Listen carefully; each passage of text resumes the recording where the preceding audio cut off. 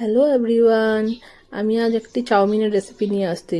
আমার স্টাইলে আমি কীভাবে বানাচ্ছি দেখাচ্ছি। আমি প্রথমে কড়াই গরম করে তেল দিয়ে দিয়েছি, তার মধ্যে আলু পেঁয়াজ কেটে দিয়ে দিয়েছি, অল্প ভাজা ভাজা করে একটু কাঁচা লঙ্কা দিয়ে দেবো, যে যেরকম ঝাল খায়। তারপর পরিমাণ মতো একটু নুন দিয়ে দেবো। নুনটা আমি এখন বেশি দিব না, কারণ পরে চাউমিনটা দেওয়ার পরে ওটার পরে দেবো। একটু ঢাকা দিয়ে সেদ্ধ করে নিলাম আলুটা। তারপর ভাজা ভাজা হয়ে আসলে আমি এখানে দিয়ে দিব ডিম। ডিম আপনি দিতেও পারেন, নাও দিতে পারেন। আমি ডিম দিয়েছি, 2টো ডিম দিয়েছি।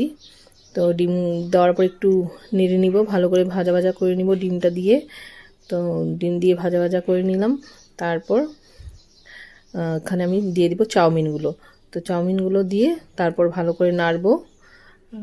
নাড়ার পর আমি এখানে আবার একটু নুন দিয়ে দিব, কারণ আমি আগে অল্প নুন দিয়েছিলাম। এখন আমি টেস্ট অনুযায়ী নুনটা দিয়ে দিব। তো আর চাউমিনগুলো অনেক লম্বা লম্বা থাকে, তো তাই জন্য আমি একটু কেটে কেটে দিলাম, না তাহলে নাড়তে সুবিধা হয়। তাই আমি ভালো করে এখন চাউমিনটা নেড়ে নিলাম। হয়ে গেছে আমার চাউমিন। এখানে আমি সস টস কিছু ব্যবহার করব না। যে কারো যদি সস খেতে ইচ্ছে হয় তো সসটা নিয়ে নেবে, কারণ আমি সস খেতে ভালোবাসি না, তো ওই জন্য আমি সস দিইনি। আমি এরকমই খেতে ভালোবাসি। তো টাটা।